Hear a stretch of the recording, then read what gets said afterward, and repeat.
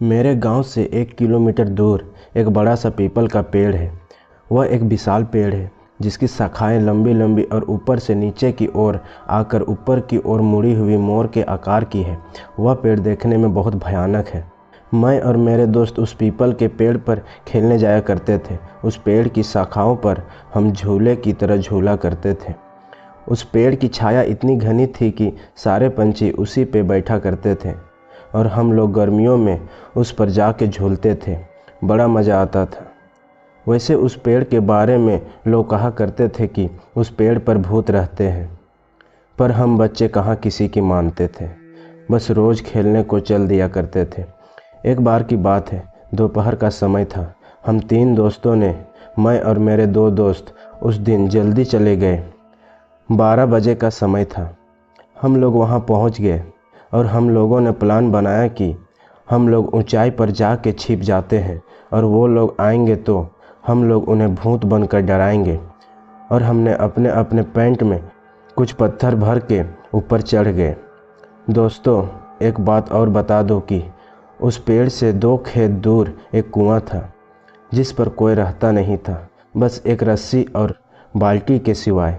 हम लोग जब खेल खेल कर थक जाते थे तो उस पर जाकर पानी पिया करते थे। 1 बजे का टाइम था। जब हम लोग इंतज़ार करके थक गए, वो लोग नहीं आए, तो हम में से एक ने कहा कि चलो पानी पीकर आते हैं।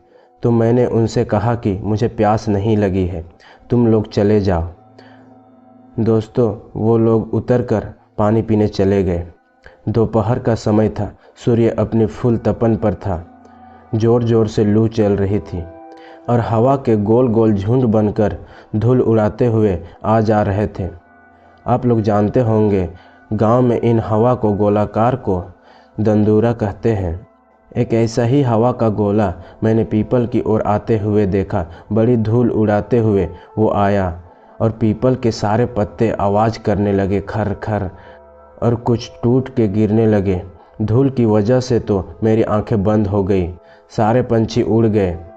एकदम मैंने जब आंखें खोली तो क्या देखता हूँ, एक काली सी शक्ल का बड़े बड़े बालों वाला और इतना डरावना इंसान मेरे सामने वाली डाली पर बैठा है।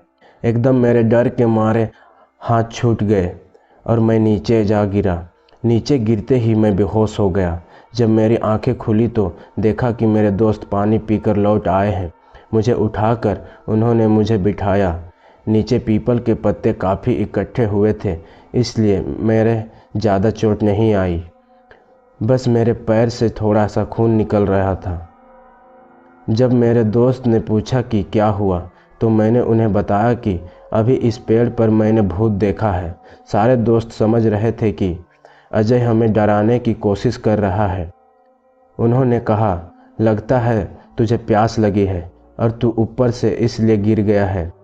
उन्होंने कहा, जा तू पानी पीकर आ, तब तक हम यहीं बैठते हैं। उनकी जिद की वजह से मुझे पानी पीने जाना पड़ा।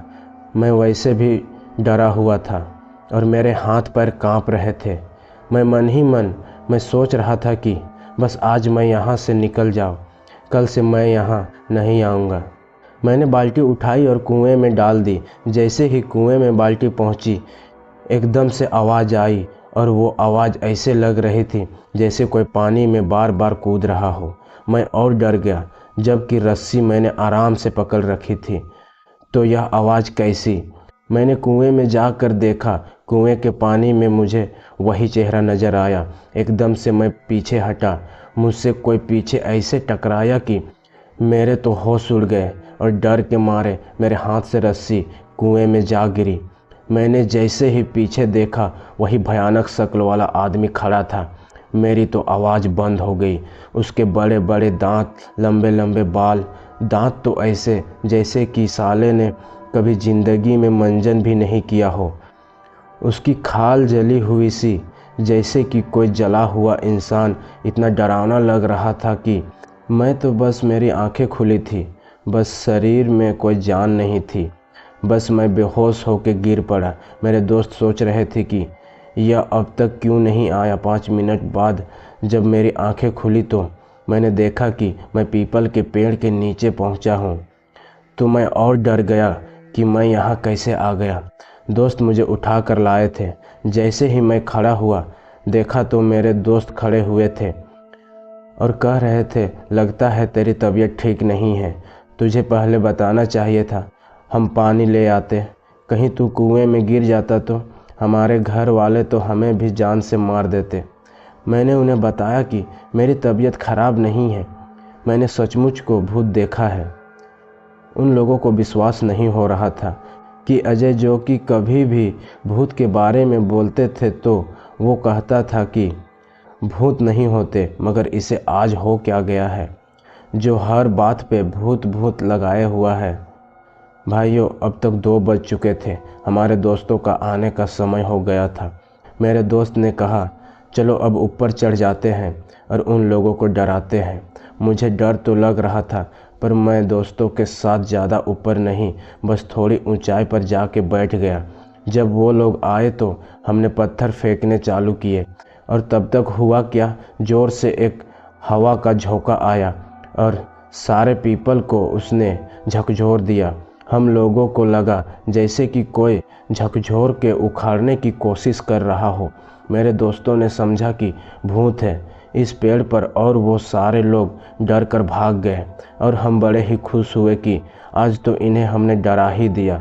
पर हमें क्या पता था कि वो भूत भी यह सब देख रहा है और उसने ज़ोर से पेड़ को हिलाया।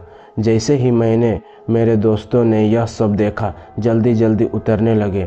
अब की बार तो उसकी आंखें लाल लाल, दांत होठों से बाहर। हम वहां से भागे। मैं तो डाली पकड़ के कूद पड़ा। मेरे दोस्त जिससे लटका वो डाली टूट गई और एकदम से नीचे गिरा। मैंने उसे उठाया तक नहीं, मैं वहां से भागा और मेरे दोस्त भी पीछे पीछे। बस फिर तो हमने मुड़ कर नहीं देखा। घर आके ही हमने दम लिया।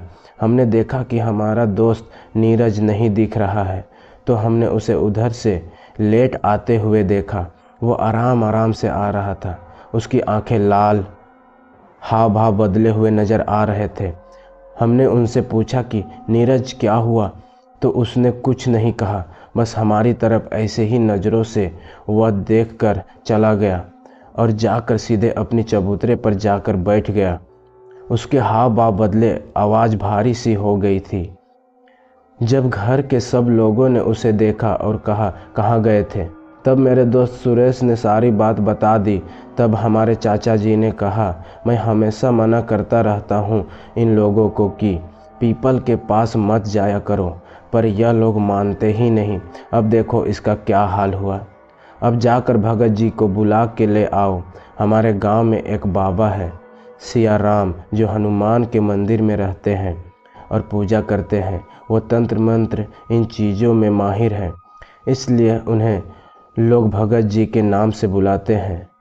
तब मैं जाकर मंदिर से भगत जी को बुलाया। भगत जी ने मुझसे कहा कि पहले कुल्ला कर और जाकर हनुमान के मंदिर से राख लेकर आ।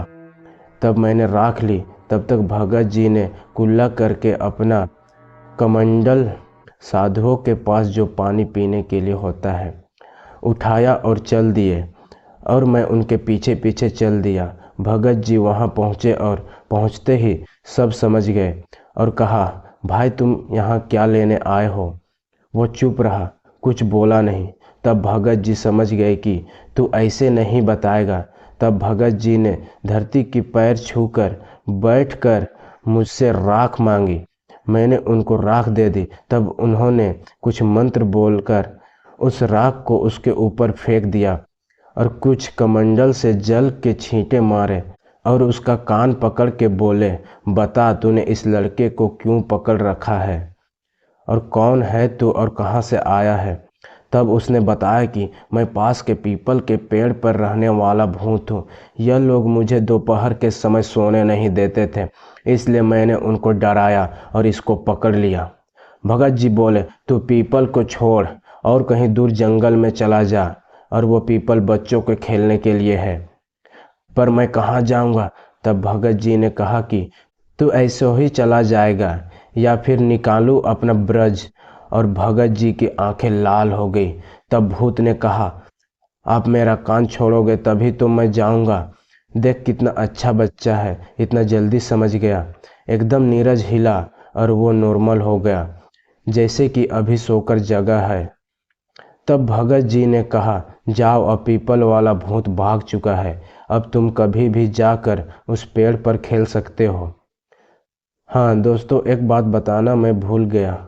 भगत जी आंखों में जो चमक आई वो हनुमान जी थे, और उन्हीं ने कहा था कि मैं ब्रज से मारूं क्या तुझे।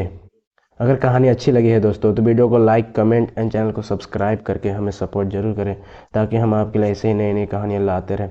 थैंक यू दोस्तों।